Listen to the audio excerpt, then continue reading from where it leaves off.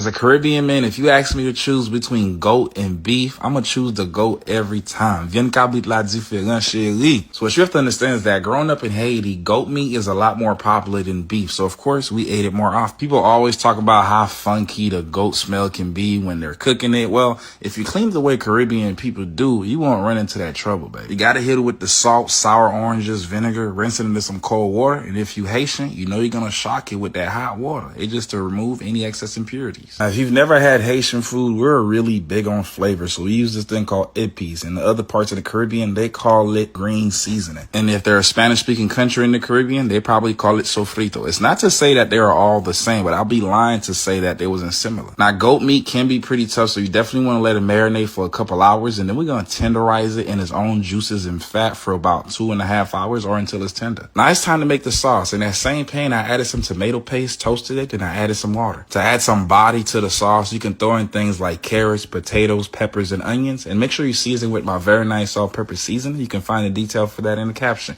All you gotta do is eat, baby. Very nice.